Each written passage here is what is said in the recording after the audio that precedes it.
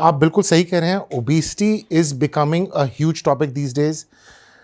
मोटापा का incidence India में बढ़ता जा रहा है। 15 से 20% लोग मोटापे से सफ़र कर रहे हैं एंड इस मोटापे की वजह से बहुत सारी बीमारियां हो रही हैं।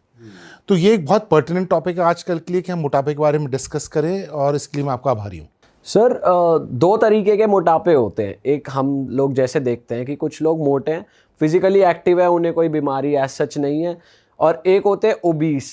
तो किसको हम ओबीस की कैटेगरी में डालेंगे, किसको हम नॉर्मली फिट मोटापे या जिनका थोड़ा एक्स्ट्रा फैट है उस कैटेगरी में डालेंगे? थोड़ा डिफरेंस बताओ। इसके लिए सबसे आसान तरीका है हम बॉडी मास इंडेक्स को मेजर करें। बॉडी मास इंडेक्स क्या होता है? बॉडी मास इंडेक्स एक कैलकुलेशन होता है जिसमें weight in kg is divided by height in metre square.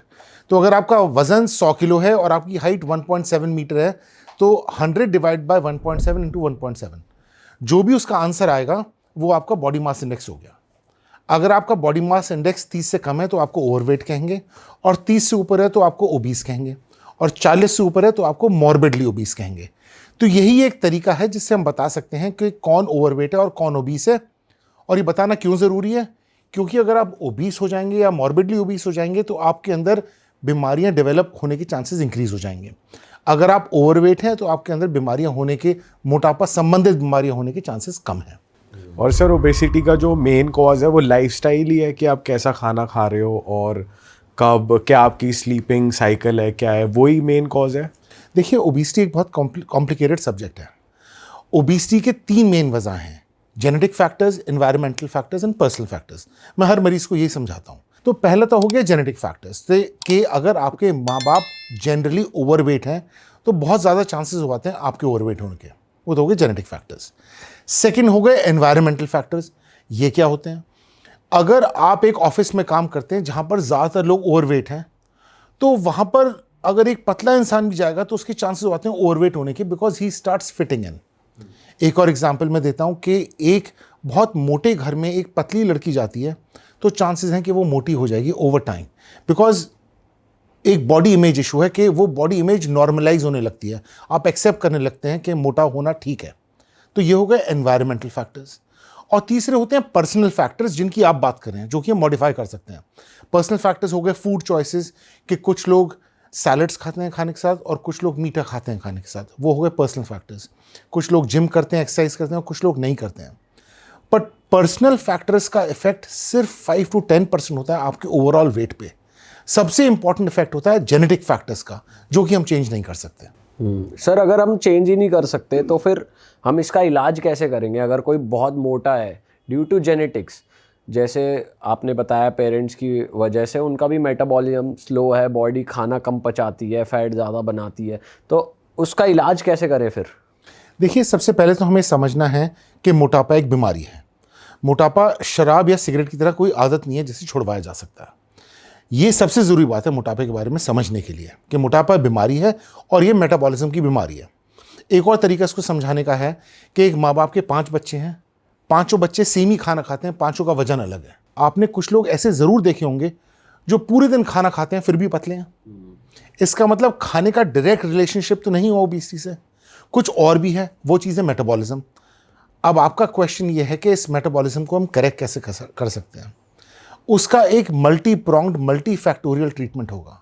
आपको डाइटरी चेंजेस भी करने पड़ेंगे, हमें लाइफस्टाइल चेंजेस भी करने पड़ेंगे, बट उसके साथ साथ हमें दवाइयों या इन एक्सट्रीम केसेस सर्जरी की हेल्प भी लेनी पड़ेगी। तभी हम इस मेटाबॉलिज्म को परमानेंटली करेक्ट कर सकते हैं।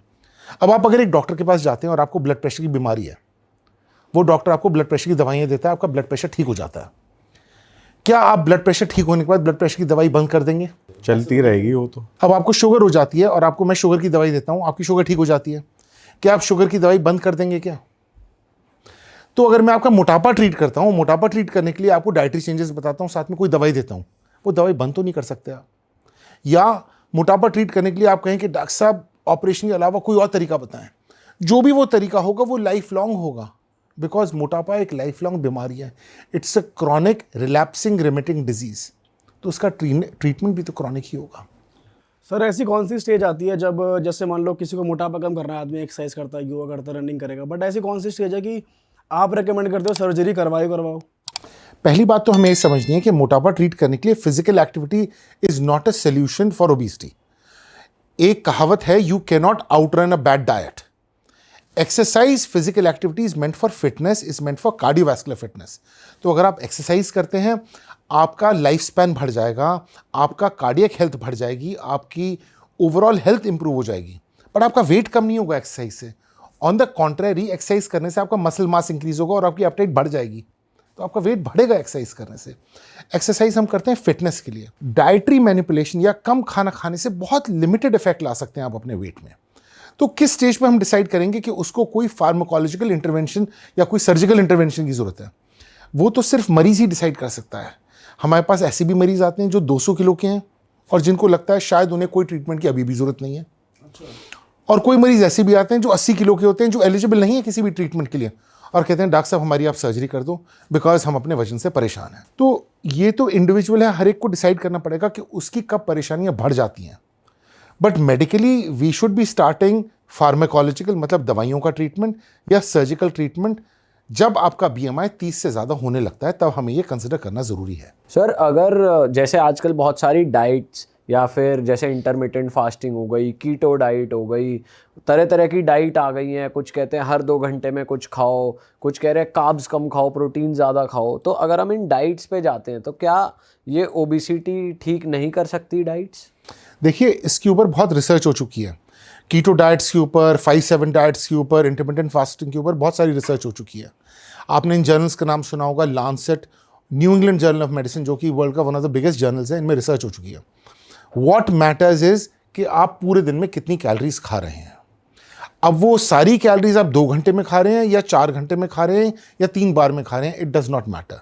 The total amount of calories you consume in a day matters, and किस टाइप की कैलोरीज है, उस कैलोरीज का डिस्ट्रीब्यूशन क्या है, कार्ब्स कितने हैं, प्रोटीन्स कितने हैं और फैट्स कितने हैं, वो डिपेंड करता है। आप किस तरह से खा रहे हैं, 2 घंटे में खा रहे हैं, 4 घंटे में खा रहे हैं, that does not really matter. So intermittent fasting is as good as having the same amount of calories in 3 times a day. तो अगर इंटरमिटेंट फास्टिंग में आप 500 कैलोरी खा रहे हैं दिन में, तो आप 500 वैसे भी खा लें तो भी उतना ही वेट लॉस होगा। वेट लॉस में कोई डिफरेंस नहीं है, चाहे आप इंटरमिटेंट फास्टिंग करें, चाहे आप मल्टीपल टाइम्स खाना खाएं, बट कम खाएं। बट सर कैलोरी इनटेक होना कितना चाहिए आइडियली? हर बॉडी के लिए डिफरेंट है। Calorie intake depends on your height and your built, but as a rule of thumb basics आप समझ सकते हैं कि एक फीमेल की calorie requirement on an average 1700 से 2000 समझ लें, और एक मेल की 2000 से 2500 समझ लें। But then it also depends on the amount of physical activity you do. अगर एक रिक्शे वाला है जो पूरे दिन रिक्शा चलाता है, उसको ज़्यादा चाहिए, बट एक ऑफिस वर्कर है जो सेडेंटरी जॉब करता है और एक कंप्यूटर पे काम करता है, उसे कम चाहिए। अरे वाह, आपने ये वीडियो यहाँ तक देख ली भाई, तुमने हमारी मेहनत सफल कर दिया। तुम ही लोग हो असली रियल हिट। और अगर आपको बहुत मज़ा आ रहा है ऐसी क्लिप्स में, ऐसी वीडियोस में, तो फटाफट जाइए प्लेलिस्ट पे, बिंज वॉच कीजिए, सारी वीडियोस देख डालो और मौज काटो। That is it. हम मिलेंगे नए पॉडकास्ट में, नए क्लिप में। Till then bye bye, see you, take care, do subscribe.